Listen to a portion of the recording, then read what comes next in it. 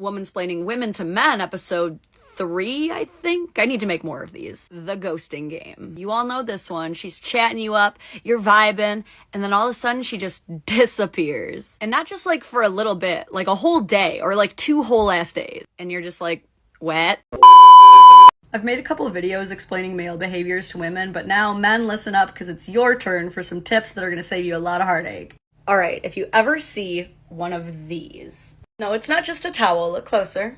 If the towel has any sort of theme or decoration, or God forbid words, or if it has initials of any kind, don't use it. Don't touch it with a 10-foot pole. Don't look at it. Don't think about it. It is the decoration towel.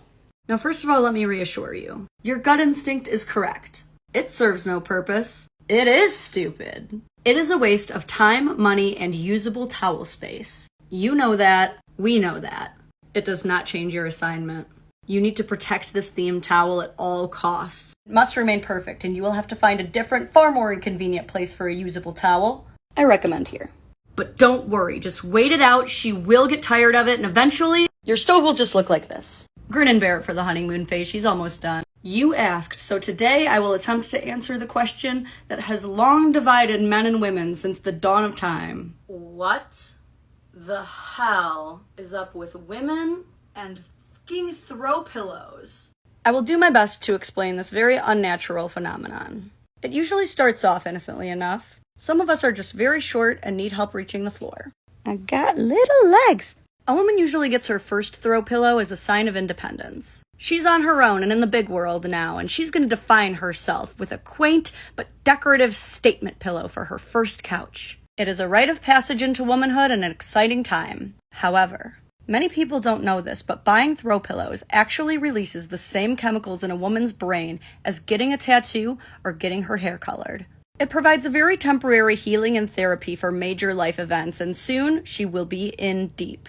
As life barrages her with hardships, she will only need more pillows. The comfort of a throw pillow to a woman is much the same as a security blanket to a child and will bring her through many tough times. However, they are dumb as hell. So if you can't find a good place to sit down, just do what I do and say, hey babe, you want to know why they're called throw pillows? And just yeet! I am once again here to explain the secrets of women. This is a big one. Why does she never know what she wants to eat?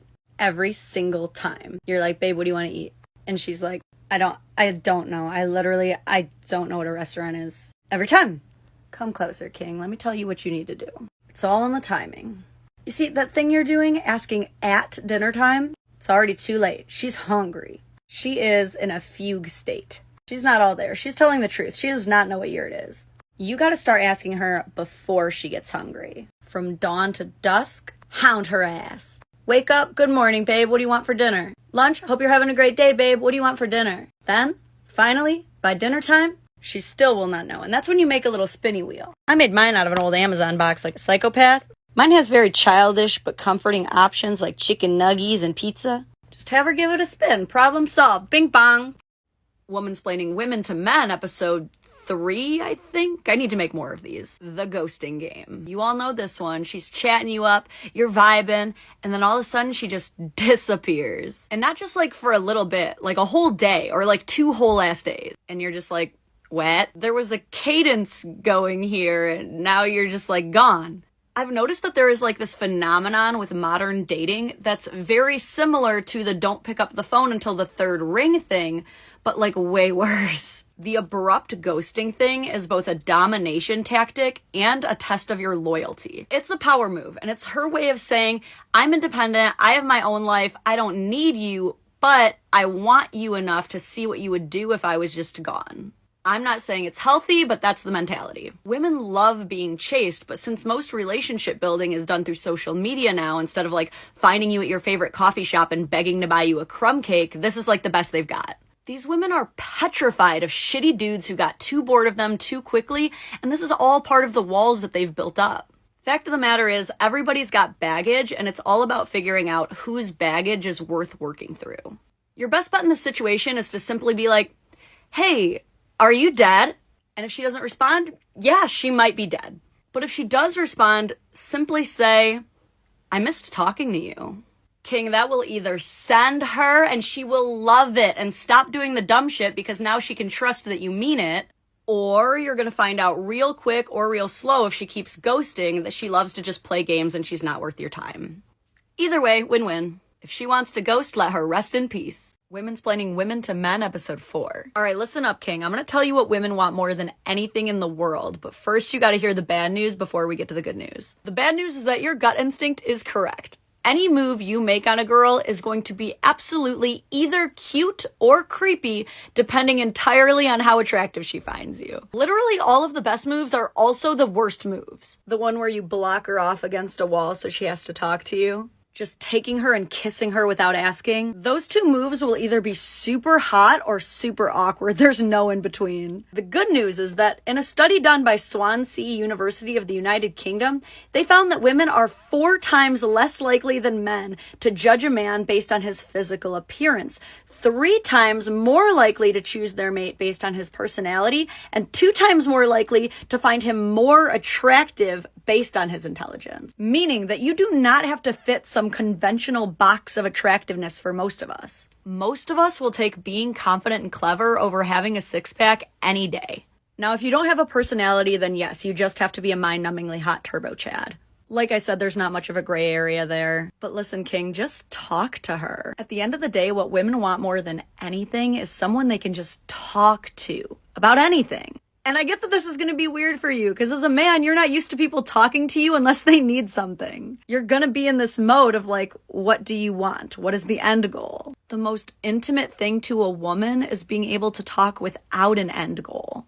If she feels like she can talk to you about anything and that you're also willing to open up to her about things as well, you can go bald and grow a gut because she's yours. Look, we know looks fade, but that connection and being able to talk will get you through anything. When you find someone that you can talk to, hold on to that and follow for more so you don't mess it up.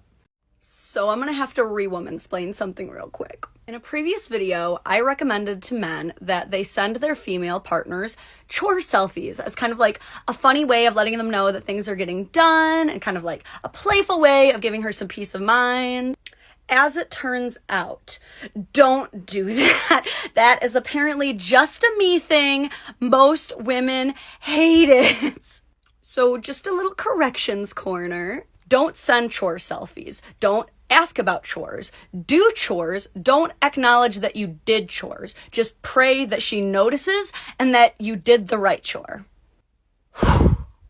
Other than that, buy yourself some good beer and a dog. It won't help any of that make sense, but it'll help.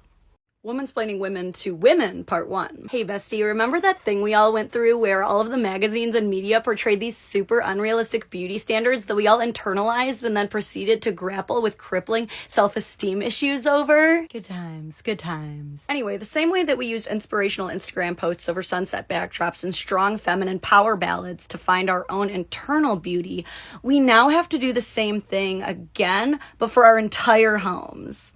See, now it's not just supermodels filling our pages with their skinny waists and their super large eyes. Now it's these fluffed and staged, pristine, gray and white, not a speck on them living rooms. And they all have that one empty glass jar with a singular Monstera leaf. And for some reason, we all want it so bad. And it's driving us insane. And it's making us act out just a little bit on the people who live with us. Y'all, we are literally giving ourselves anxiety because instead of a neatly vacuumed ottoman by a bay window, we have a chair that is dedicated to laundry. And instead of a thriving living wall of plants, we have a door that you kind of have to lean into and lift up a little bit to open. And the fact is, no one cares. Think about your happiest memories as a kid. Were they in perfectly pristine white and gray homes? Or do you not remember that part? Think about the night that you met the love of your life, or the first time you felt your baby kick. Was the bed made? Was the fireplace mantle perfectly organized? You don't remember. Look, if you and your house don't look like what you see on Instagram, cool, no one does. The next time you start stressing out over this, tell yourself, real people, real lives, baby. Real people with real lives have socks on their couches. Real people with real lives leave a cup out sometimes overnight. Real people with real lives have entire rooms where nothing matches. You are a real person with a real life, and you don't have to be anything else. Some of my female friends will complain to me about stuff, and when I offer a solution to the very fixable problem, they get mad at me for mansplaining. Ah, classic. I really thought I was off work today, but y'all conned me into another episode of Womansplaining Women to Men, Part 7. Look, gentlemen, that magic moment right when you're about to sit down and you've already got your beer in hand, and then all of a sudden from upstairs you hear, "Babe," that's when you know you have to fix something. This, when she's complaining about a problem, that is not when you have to fix anything. I know, it goes against every muscle fiber in your body, but in that moment, don't even try to come up with a solution. Just hug her. Just wrap her on up in that big old body heater. Make sure your chin is tucked right on top of her head and go, "Yep, it sucks." Here's the scariest part. Even if she's mad at you, still just hug her. Pro tip to ladies out there, I've honestly just gotten to a point where I just tell my man, "I know I'm mad at you, but I need you to hug me." Don't expect that from people. It took me long years of marriage to get to that point, but if you want to try it, just do it. I think the reason women get so offended when men offer their insight when they're complaining about an issue is because by the time a woman is venting about an issue aloud, she has already overanalyzed every single pathway to how she could possibly make that scenario better for herself, and she has ultimately concluded that it just sucks. And so by this point, all she wants to hear is agreement that it sucks. Or they know how to fix it, but they're dreading fixing it. So in this moment, they just want a limbo to complain about it before they have to deal with the tough shit. Honestly, it's one of the few times in life you don't even have to do anything, so just nod and smile. Anything else? Can you explain to me why my wife asks me why something is on the counter like it's an unsolvable mystery? Yes. Okay, so I don't know why, but the aesthetic of a table or a countertop not being completely barren releases this exchange of uncontrollable brain synapses that drive us insane. There is just an immovable feminine urge to have clear countertops and tabletops. I don't know what it is. I do not know why it only applies to countertops and tabletops and not to couches, which we cover in hundreds of unnecessary throw pillows, or the oven handles, which we cover in unnecessary decoration towels that we don't even let you use. But that's the feminine urge. So she doesn't actually care the reason it's there. She's just trying to get you to move it so her weird reptile brain can be happy.